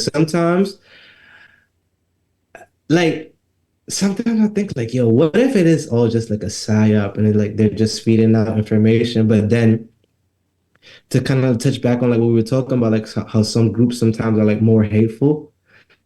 Is it like yeah, you guys made that stuff, not made this stuff up, but like you created this group, but in my head, I'm like, where did they get the knowledge from that they're referencing? You get it? Mm. Like where did they get the knowledge of like all the black Israelites and all that? Like, if it wasn't just out there in our face, you get it? I don't know if I'm making sense, but do you get what I'm saying? Like, No, no, no. it, You're making sense. And I think it goes into this topic that a lot of people have been interested in. And that's how our history has been rewritten and changed to divide people and confuse people and leave people more susceptible to oppression. And everybody is a wage or debt slave at this point in time. So, even though the topic of slavery is controversial, I often wonder if that's not why it is controversial, because they cloud it with this race conversation and divert people's attention away from the real issue, which, and this is my opinion, which is classism, where you have this elite controlling class that wants the rest of us to fight with each other, while some of us help the elite unknowingly, and I think that's a lot of what goes on in the world, especially with these secret societies, these corporations. I don't think that they're all evil. I think a lot of them just want to be a part of something cool, and then they they end up working towards an agenda that's ultimately destructive. But yeah. So here we have like tons and tons of evidence that European culture revered these Moors and celebrated them. Like, again, why would you put them on your buildings, your heraldry, your flags if they were just slaves? I mean, that doesn't add up. yeah, and then it also goes back to like it's weird like how when we think of like Moroccans or Moors, we just think of like Arabic looking people. And here I'm trying to find the definition, like where the origins of Moor. And it's like a member of the Muslim, okay, so a member of the group of Muslim people from North Africa who ruled Spain from 1711, from 711 to 1492. And it's funny how that 711, that's a number that always pops up in things. Hmm. Trying to find another one because like the word more actually like directly just translates to like black. Like in Spanish, like moreno means black and like Right. stuff like that. Yeah, that's what I was just saying. Who are we really talking about? Right, right. Yeah, and it's also really related to naval terms too, right? Which implies that these Moors were traveling around in the ocean, right? Because we have terms like, uh, anchor that comes from Moor, right? There's the whole word Moor is still used to mean like fastening a ship to an anchor, and then there's different bodies of land that are named moors. Everything from swamps to sometimes hills are called moors, which again is interesting because swamps, according to some researchers, are evidence of like places, cities that have sunk into the ground after this cataclysm. And then, of course, mounds have tons and tons and tons of connections to all sorts of stuff. So maybe there's a connection there, like Moors traveling around to all these sacred cities, these different places, and that's why these terms get applied to these various things that fit this pattern, right? Yeah. So now Whereas, so you mentioned. Go ahead. I want to ask you about the conflict between the Spanish and the Moors because you said that kind of led to the whole slave trade. But go ahead. okay, so all right, so with that, like, I wish I would have grabbed some more stuff to talk about that, but like, there's so this whole idea that I don't know if you ever heard like of like the idea that pirates were Jewish Moors, Mm. like I the tales of pirates were Jewish Moors. There's a book I think it's called The History of the Jewish Pirates. I've It heard talks. of I've heard of secret Jews in like the groups of the conquistadors because there's a whole like during the Inquisition in Spain, a lot of the people who were Jewish pretended to be Catholics so that they wouldn't be killed, and you know they just kept all their Jewish beliefs and pretended to be Catholics, and a lot of the conquistadors followed the Kabbalah and things like that. Yeah, so it's weird because all right, with the Moorish Spanish War, like I'm not too familiar with it, but I know like there's an idea that during that war, like the Moors like they were kind of losing and they had decided to head back to America type of thing. And like they kind of say like that's how like the Americans kind of fought, not the Americans, but like the British and the Spaniards like followed them over to try to figure out what was going on. But like some weird stuff like I don't know if you have you ever seen like those videos where like the black Moors like where they'll talk to like police officers trying to pull them over and he'll be like, oh, you can't pull me over, I'm not I'm not black, I'm a Moor, da, da, da, da. And then like you can't do nothing to me, and the police officer will like call his supervisor or something and he's like, hey, I don't know what happened, but hey, I guess you're right, we can't stop you. Right. And it's just like weird shit like that. But then earlier you were talking about you were talking, I forgot what you was talking about. Oh, the mound builders. I was trying to find that case, but it's like a famous case. I think it's called the Taylor, the U.S. versus Taylor. And it's basically a family that was suing the government because they were taking their land, and the court basically found that like the direct words were like the United States government does not have the right to take the land from the mound building Moors. And like that was like the exact terminology that was used in like the document. Huh. I'm trying to find it. Once you get like, I'm gonna make sure you get Kurumero on this because he has like everything. Like he has all the documents already found. But like I found it, but I'll have to pay for it. Let me see. I think it was like Taylor versus U.S. Damn it. My bad. I'm like all over the place, bro. No, it's all right. Maybe I should just like stop sharing and find this stuff. Fuck it, bro. We'll just like we said earlier. Like I'm not a complete expert, but I'm just trying to give everybody like an introduction to this type of thing. Yeah. Yeah, for But sure. yeah, this shit is deep, bro. Like, oh, you know what else is kind of weird? This is kind of unrelated, but I found it super weird. Like, I don't know if you heard like the whole conspiracy that was going on with like Disney World in Florida. Which one? And so basically, DeSantis wanted to take some of the rights away from Oh, yeah, Disneyland. yeah, yeah. And part of like the law that they snuck through was like, oh, basically like Disneyland will still have the rights to these lands until the second grandson of King Charles dies. And then like that was so weird to me. Like, why is this part of like a court case? Or like, why is this going through like the government? Like, this is a law. Like, what the Right. fuck does the King of England have to do with America? You get it? Right. And Yeah. it's a weird timetable to set, you know, like why are we waiting on one, and even like the death of a person, like it's something that's not fixed in time. Like, you know, somebody could live for an undetermined amount of years, and you know, that's compounded. Like what if one of, you know, I don't know if that person's alive to this day, but what if that generation never comes about because the person before him never has a child for whatever reason, right? So it's so yeah, when you find stuff like that with the law, it definitely reveals this bigger picture that, you know, the American legal system is, you know, not its own independent structure. It's a vestige of the crown in some shape or form. And I think that gets into the whole conversation about, you know, what America really is, and how this place is has been, you know, built on this faulty foundation that they've lied to us so much about. Everything from the legal system to, you know, immigration and everything in between. You know, there's just so many gaps. Yeah, so right now what I'm trying to find. Okay, so the hold on a minute. Man. Damn.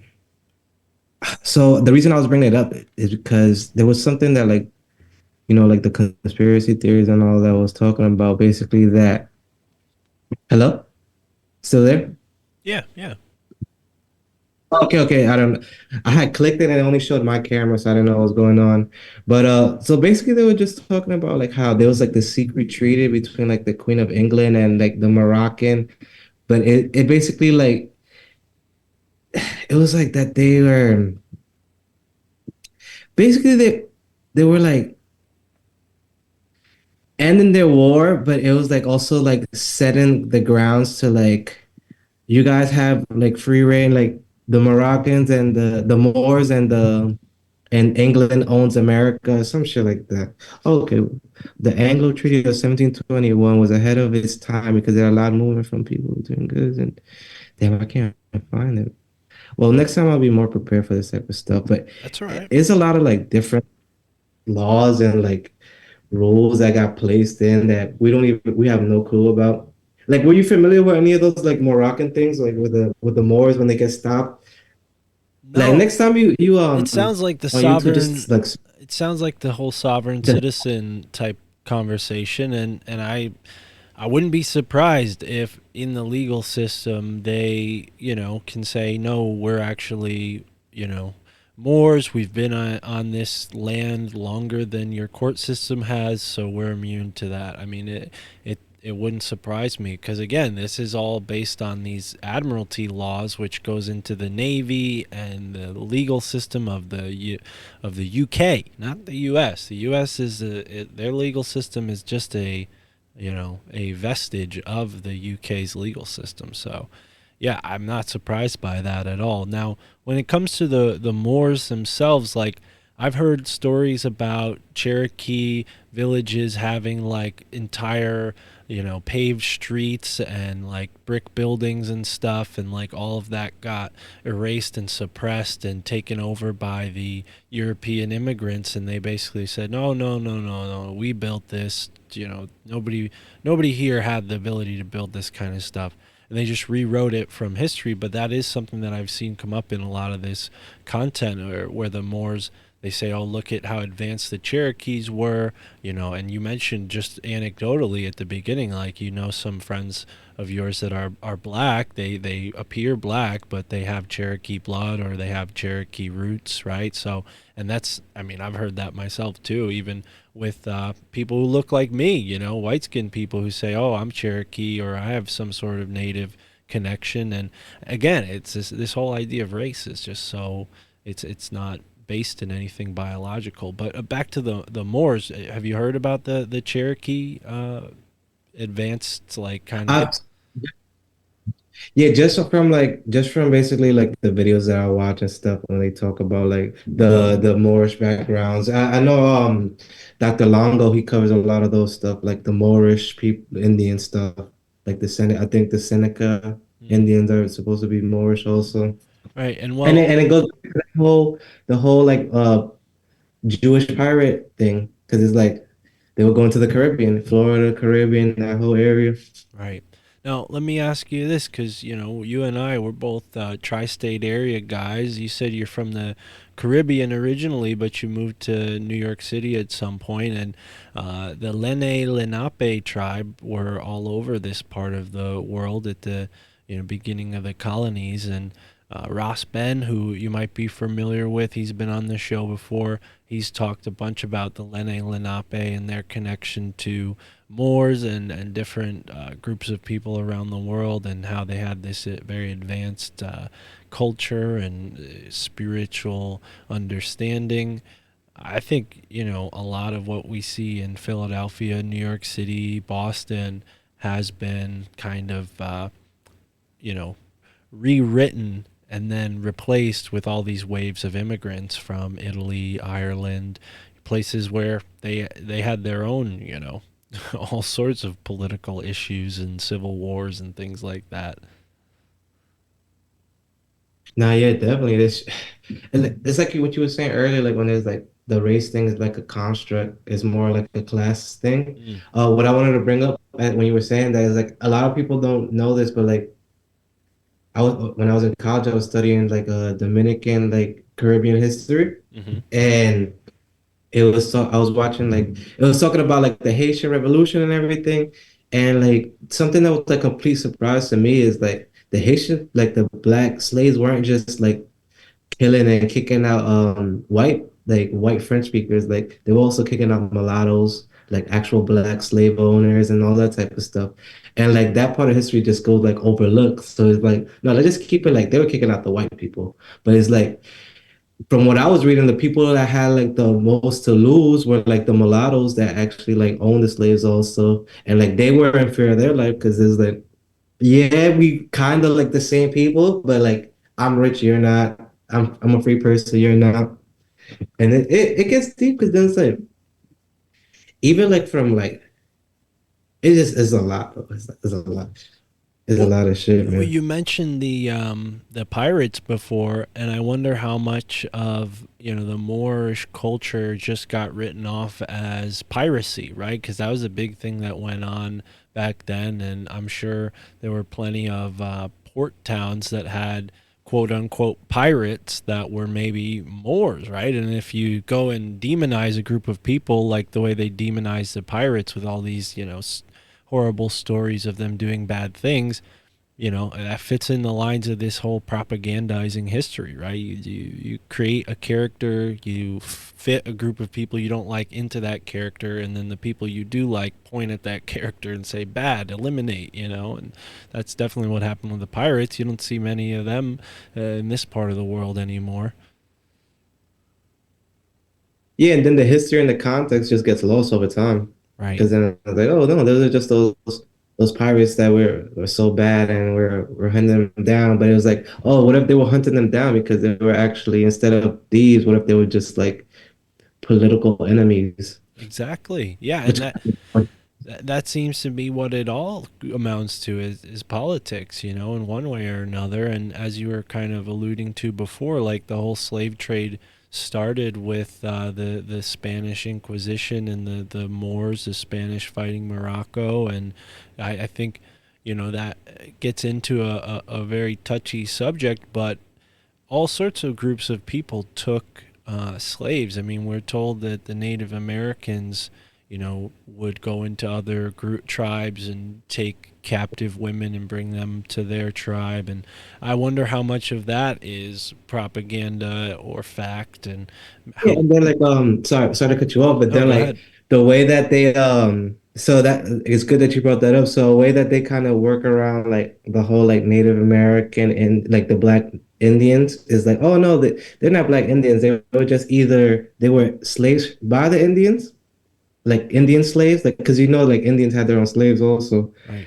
and or they were escaped slaves that went into the Indian nations and just lived with them, which is like I'm pretty sure stuff like that did happen, but it's just like once we start adding all that, it like muddies the waters, and it's like, oh, who really is Indian and who isn't? Right. Well, and even up here in New England, like, I look at some of the tribes that are native to New England in Massachusetts, Rhode Island, and Connecticut, and a lot of them have what we would consider African features. And the same thing is true with a lot of the places in New England where, you know, um, white towns would basically, they wouldn't want anybody who wasn't white living there, so black and Native American peoples formed their own towns in parts of the states that were more remote. And now those places have, like, I mean, I used to work in a town that was like 80% African American. Like every house I delivered a package to was a black family, and it was kind of a culture shock for me because I grew up in a place that's like the opposite of that. And but there are these like places where I wonder if it's not the case where, oh yeah, all the Native Americans, they just went off to reservations and nobody ever saw them again. No, they assimilated. They, times change and people adapt to what's going on. They don't just fall into the dust and die away. They get on and procreate and keep Yeah. building for their family. Yeah, and you brought up a good point because it's like that reminds me of like something that always like stood out to me. I'm sorry if you guys hear like a whole bunch of stuff. My son is running around upstairs. But something that always stood out to me like during history is like, oh, they say like, oh, all the Tainos in Dominican Republic and Puerto Rico were all killed out by the Spaniards. And it's like all of them, like all of them got killed out. And the wildest one is like when I was reading about like Columbus and all of them, they said that they wiped out all the Indians in the Bahamas. So I'm just like, bro, they killed all like, and you gotta think about it like this, bro.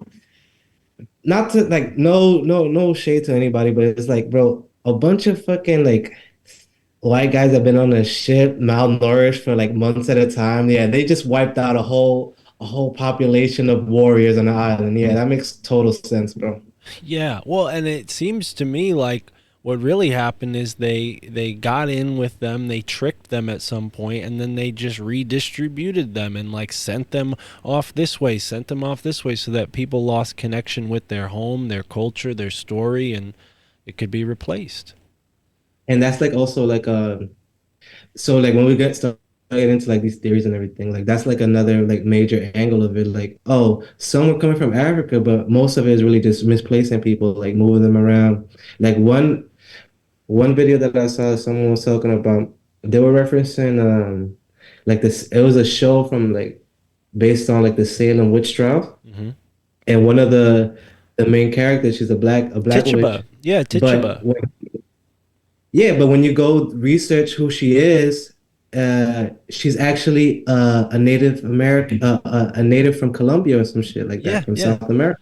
Yeah, I But then think like she was they took actually it, even from the Caribbean too. Like she came from South America, but lived in the Caribbean, and then got shipped up to Boston. And that's what I'm saying. Like all of these Taínos and Arawat and different groups of people, as you're pointing out, like they just got sent up north, and that's why there's so many Puerto Rican people living in New York City. I mean, obviously, right? So like, are these Puerto Rican people just like Spanish, interbred Spanish people, or are they actually natives? I tend to think that they have more native features than anything. I mean, a lot of my Puerto Rican friends growing up had afros and braids, like that's not a Spanish thing as far as I know.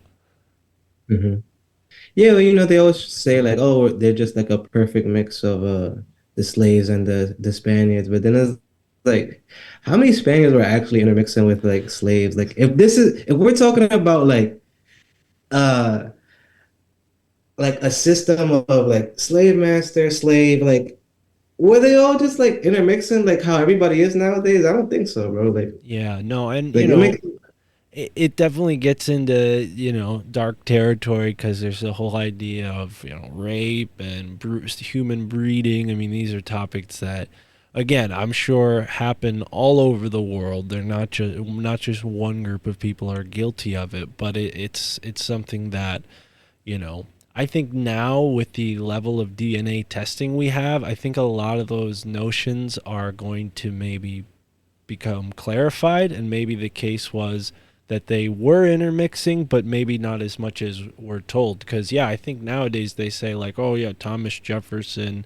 he had like several mixed race kids with a slave of his, and it's like, was she a slave, or was she his That's right. friend? Like, was she his companion? Was she his wife? You know what I mean? Like, we history kind of puts things in these brutal terms, but maybe they didn't think of it back then that way. And you know what's crazy is like the angle that some of these like people that cover these topics is like they were like, oh, this person who was a so-called free person of color, he owned his whole family. But it's like, did he own your whole family, or did on the census did you just have to claim like, oh, I'm the head of the household and Right. everything under is my possession? Like Right. what? Like we just got to think about like maybe like certain terminologies and be like terminologies and just like definitions were just like different back then. So now when we're seeing it in the present day, we can't even really um like have a reference of like what they're actually talking about, you know? Yeah. Well, and a lot Like of go ahead. no, sorry, just I was just gonna add like even with me, like doing like some of my family history, like I was trying to ask my like my uncle, he's like a Mason. He did like a whole bunch of research on the family. He has like they map our shit back like to the first black person that has our last name, right? And then I asked him like, "Yo, so was that a slave?" And they're like, "Oh no, all our black people come from they originate from a white man and a Senegalese woman in like 16 something." I'm just like kind of like I'm just like what like all right, that's interesting. And then like that whole branch just lived on St. Kitts and nobody like they weren't slaves ever after that. And it's just weird. It's like Huh. I don't know. Wow. Have to Yeah. do research.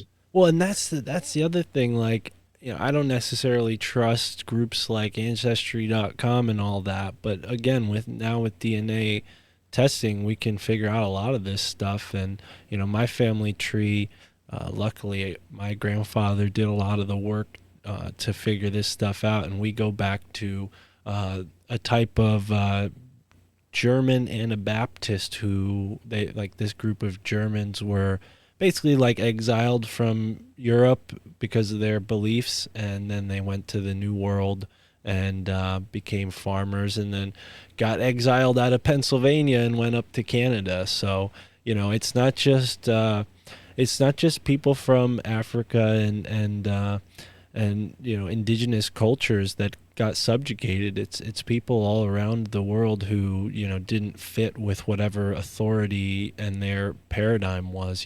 Tended to be people who weren't in league with the Catholics, right? I mean, they seem to be the dominant force, them in the Anglican Church back in those times.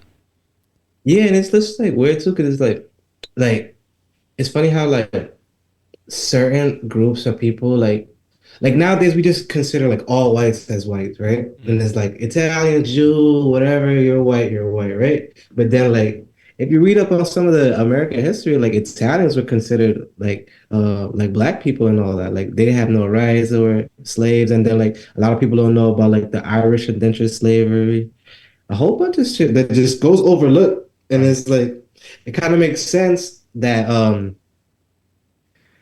like it kind of makes sense like that certain of those white groups have like certain animosity to each other, but then it's like the way that they kind of like brought them all in is like, oh no, you're not like the blacks, you're white, you come with us, man, you're white now, you got your rights, you could do everything. And then it's like, and before like let's say like those Irish groups and like the black people, they will get along, they will be in the same neighborhoods, but then it's like you just took away an ally from somebody because it's like, oh no, now I'm white, I got certain rights, I could do shit now, I don't have to be here in the ghettos with you guys and shit like that.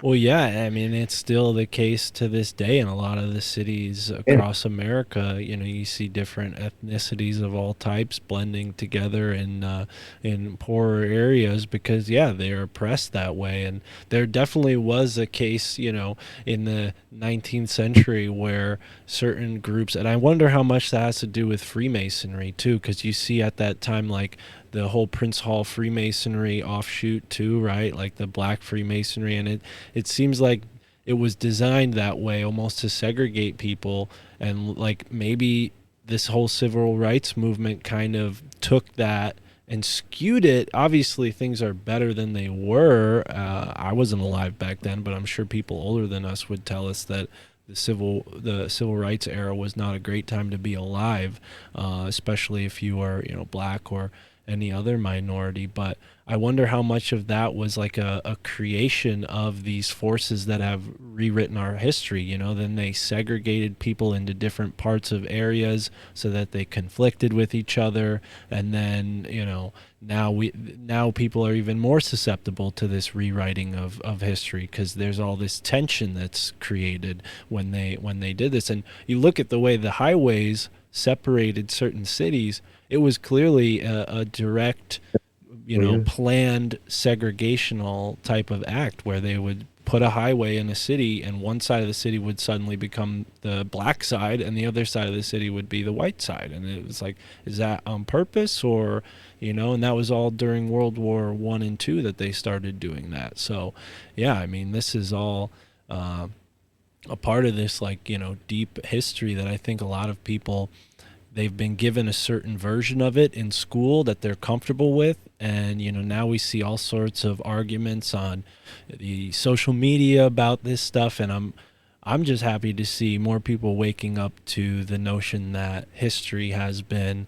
rewritten and that we're being lied to, because then people might not fall into that trap of, like, you know blaming the other, when really what it Yeah. comes down to is working together. Yeah, and you know what? I wanna before we switch topics because I gotta wrap it up soon. But you were talking about like the how shit might have been better back then, and how certain like people were moved around, and then like that was just reminding me of like certain like you hear the stories of like black towns that were flooded and like made into lakes and shit, and there's a whole bunch of stuff. I don't know if you ever heard of, like the Seneca Village and the Central Park was Yep. destroyed to make Central Park, a whole bunch of stuff. But there's one dude you should probably try to get on. His Instagram is called a Young Black Mayor, and I think he's from like one of those like major league black towns. I'm not sure. I don't want to say the wrong name, but it's like Little Rock or Alabama, one of those places. You get it? Hmm. And he has a book and he talks about all this type of stuff, like not more so from like the angle that I'm coming from, but just like what was actually going on, like with Right. like the native slaves and like stuff like that. But yeah, you should try to get him on, the No young black doubt. mayor. Well, No word. doubt. But so the last topic I wanted to get into before we wrap it up is some of the like the trans-Pacific slave trade stuff, because when I saw that I was like, whoa. Like the main thing that like stuck out to me is when they said like the word chinos comes from this, like in like Spanish culture or whatever, you get it? Hmm. And I'm just like, chinos, like all types of Mexicans and like Puerto Ricans. Every once in a while you'll meet one and he was like, oh, that's my boy Chino. And he's like, oh, is it because they look kind of Asian, or is there a deeper meaning to that? And like oddly enough, like my girlfriend, like when we met, I thought she was Mexican, but she was Filipino. And I kept trying to talk to her in Spanish. She's like, yo, like I don't speak Spanish, bro. I'm not Spanish at all. I'm just Wow. like, oh shit, bro. I'm like, you look Mexican. And then like later on I find this type of stuff up. I'm like, I wasn't too off base.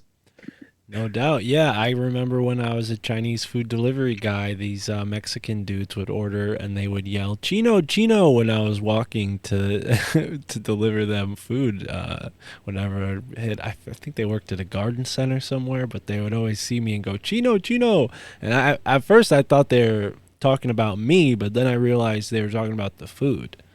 Oh, well, definitely.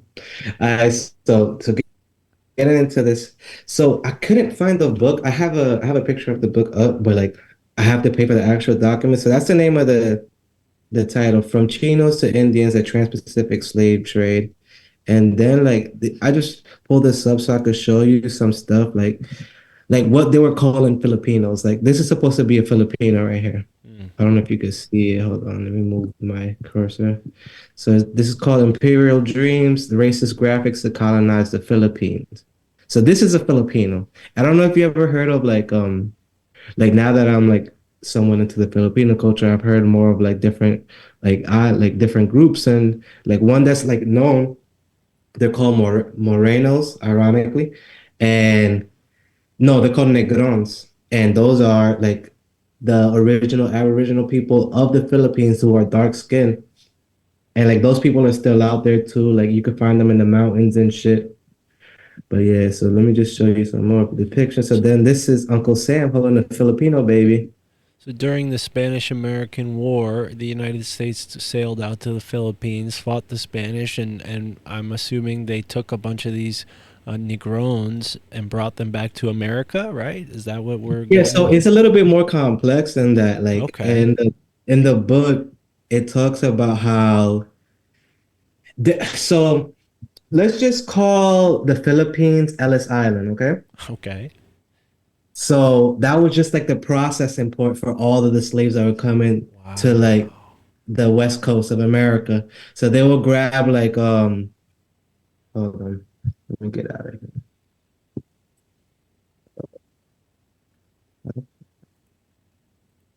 My bad. Suck at this.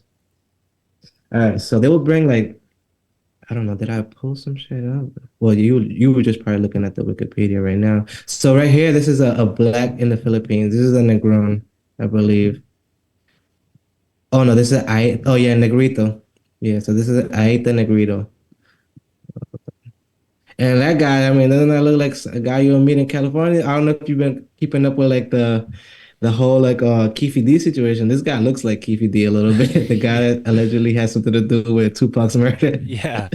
Yeah, no, no doubt at all. And that's a big thing that I had kind of thought about when I mentioned it before with the whole railroad and how they supposedly built the railroad with slaves. It's like, oh, well, where did they come from? Obviously, they would have brought them from the Pacific Ocean, and so the Philippines was like a Ellis Island for this trans-Pacific slave trade. Wow, I had That's never heard processing that. center, yeah. Wow. Yeah, so this is the main book that talks about that the Asian slaves in colonial Mexico, from Chinos to Indians. This is the book that was referencing.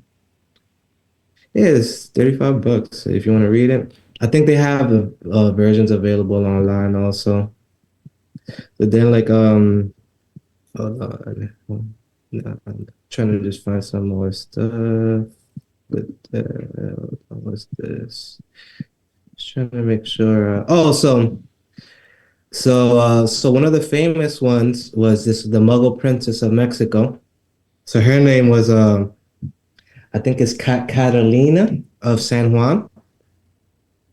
And right here they're depicting her as like an Indian Punjabi lady. But like if once we get in that book, they have depictions of more of like the actual like chinos that were coming over, and like they were basically described as the undesirables, but it was like all the blacks, so it would be like the really dark Indians, like the Punjabis and all that, or like the darks from China, the black people from Philippines. Then like the lesser islands, they were grabbing up all the Polynesian islanders too and bringing them all through. But then, like I was saying, they'll bring them to the Philippines and they'll get the process, and now they're Filipino, and then they're shipped over to Mexico, South America, all that type of shit. So this was one. I believe this was like it's weird because like she ended up becoming like a saint. They venerate her as a saint.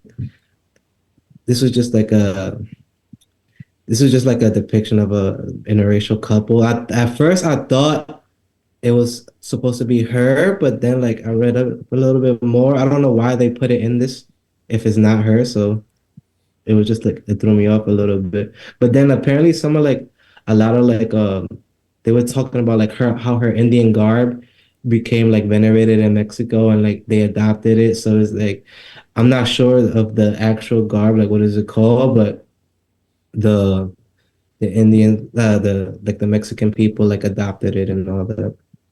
Wow. Yeah, let me just see if I have some more stuff. So yeah, so this is basically talking about the Manila Galleon. You were reading some of that earlier. And by the way, I just found that book. I'll send you the PDF. We found the PDF. Nice. Yeah, yeah, I'll send it to you. Perfect. So then, so look, so here are some like depictions of like I think this is from the racist graphic book. So then it shows you some Filipinos. Well, these are like these are supposed to be Filipinos right here. But then it's like again, like with the America thing, is like, all right, these are lighter, more traditional Filipinos.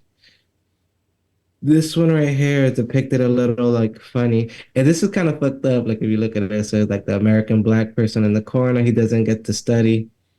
The Chinese person only gets to look in. The Native American in the corner. He's got hold on. He's got the book upside down. I mean, Yeah. that's crazy. And then these Yeah. little Nah. So Filipino boys and girls look very unruly. I guess they're supposed to be. Oh wow. Okay, so it I'm says. willing to learn also, right? So let me ask you this: do you think that this was like those?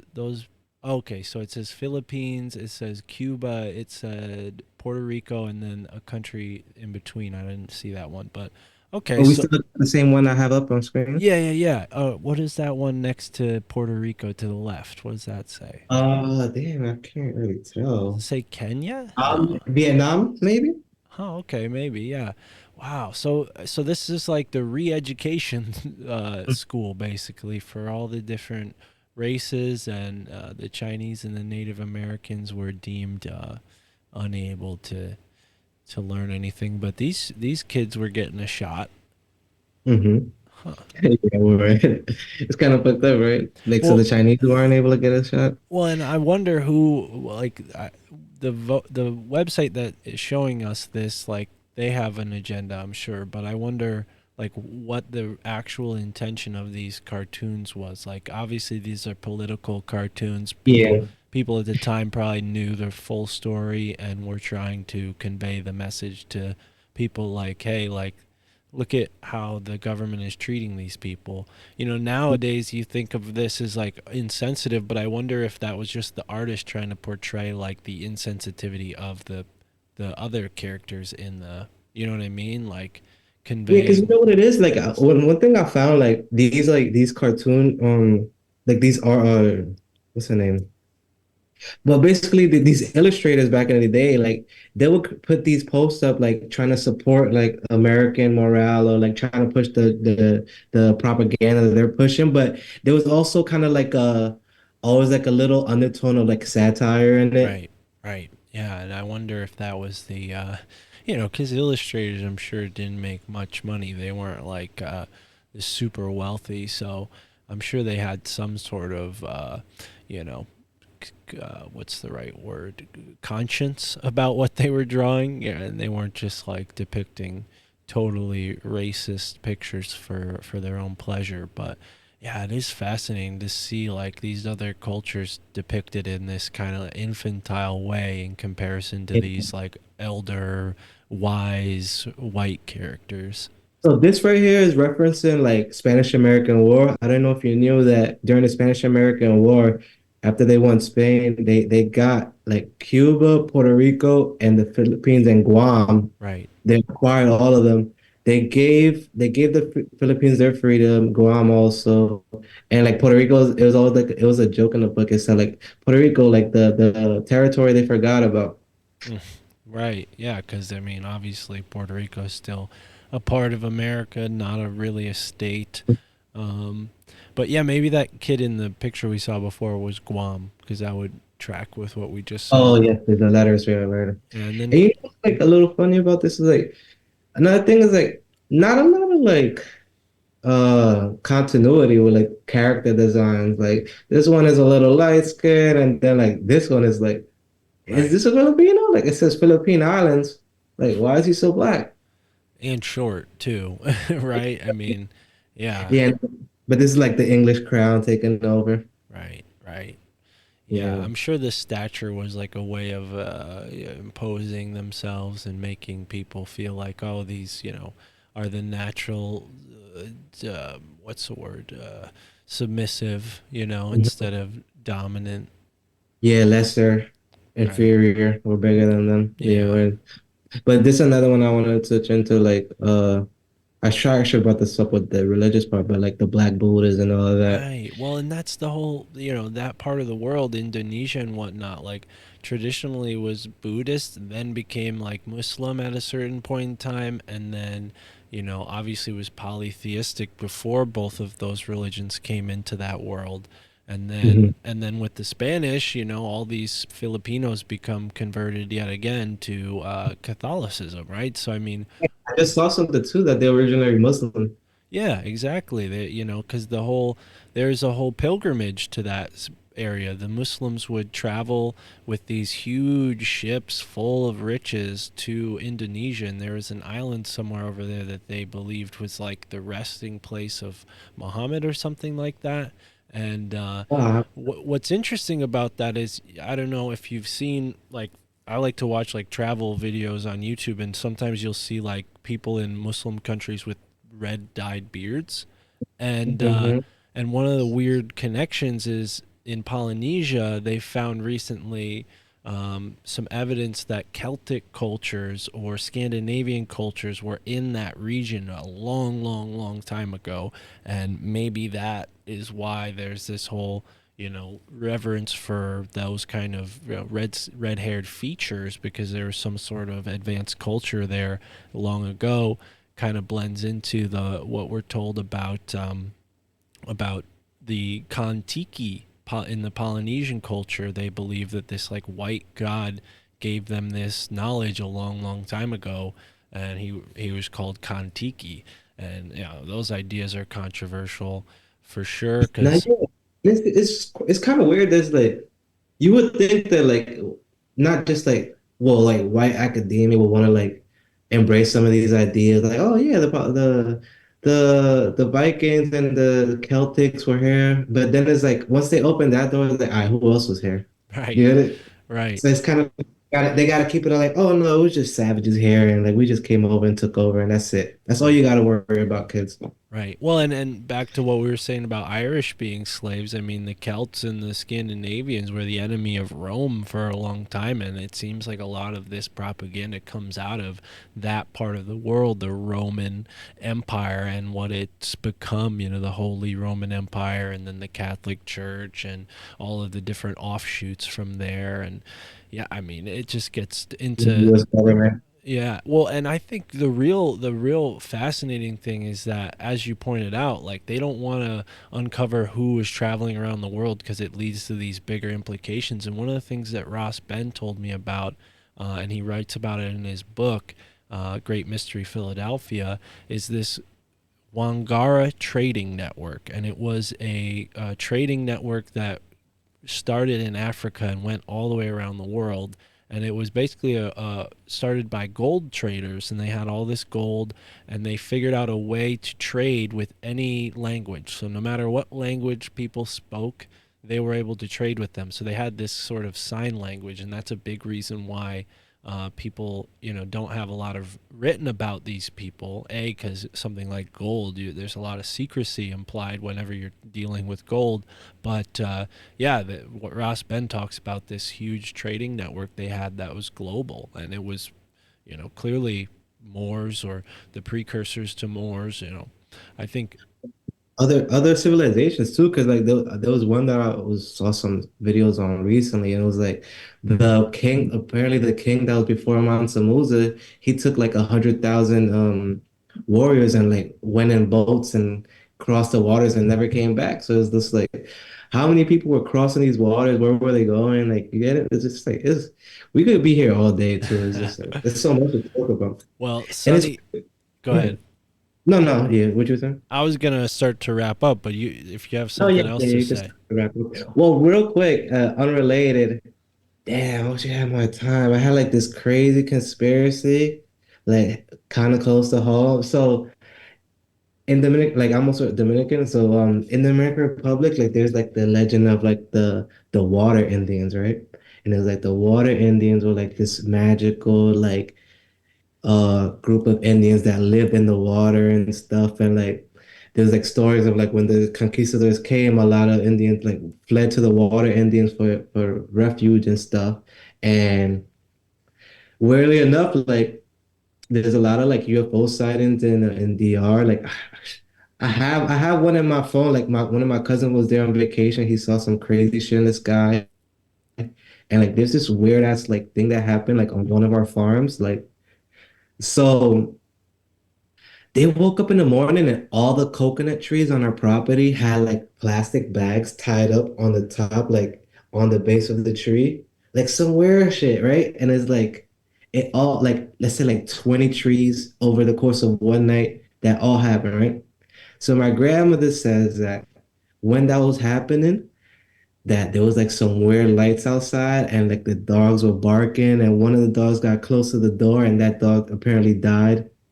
But then like it's up on YouTube, like not even on YouTube. It was like on the news and stuff. Like And the we could probably like come back and start talking about like a whole bunch of conspiracy theories, but yeah. bro, like it was so weird because it's like people are just watching and like, yo, like, what is this? And they're like, oh, it had to be from God. Like, who would do this? You get it? And it's like Wow.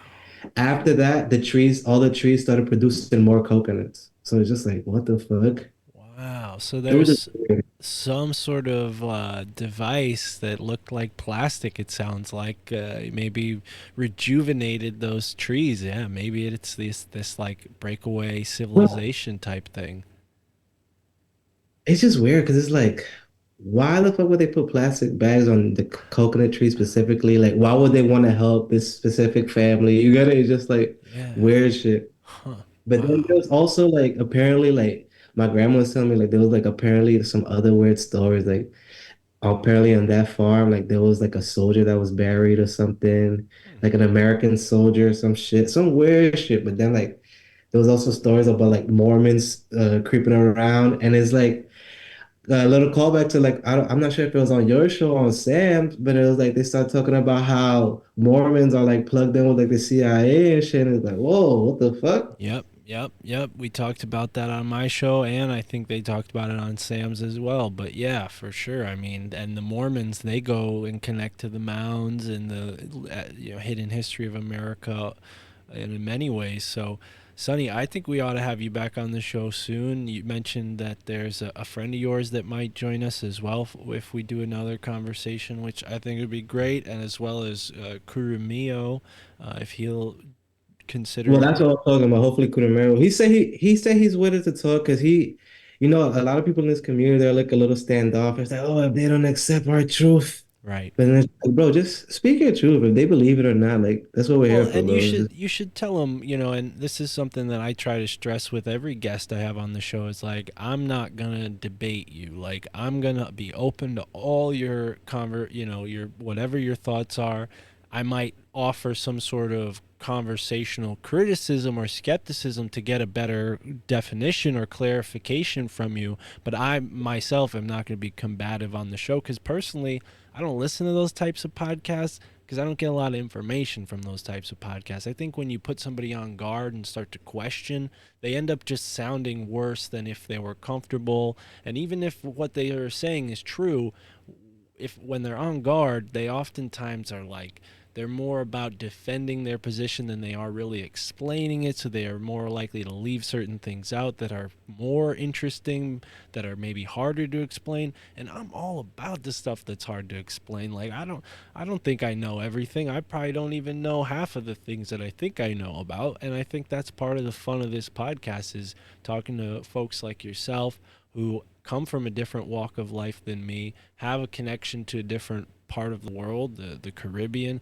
It's a place I've never been to, but I definitely would like to go there. And yeah, to share your perspective on this topic is really awesome, man. Especially to my audience who loves this sort of investigation into what's been written out of history. But one more time for the folks, your podcast is No Funny Shit Podcast. You could just type in NFS podcast and you'll find it wherever you listen to podcasts. And my man Sonny talks about New York culture, black culture, Latin culture. You guys don't get into conspiracies that much, I'm guessing, right? It's more Yeah. kind of Well, mainstream type stuff. also I try to do like so I have like two shows on there. So it's the main podcast, which is the NFS podcast. It's all under the same RSS feed. Mm-hmm. But then I try to give a shot at like conspiracies from like a guy from the hood's perspective. But my co-host, he wasn't really too into it, like the one that I had for that. Well, he was busy at the time and like the that video got like no traction at all. So I was just like, I mean not the video, but like the audio got no traction. So I was like, yo, fuck it, I'll put it to the side for now. But like, yeah, on that we talk about pretty much anything that's going on like in pop culture or just like in the world.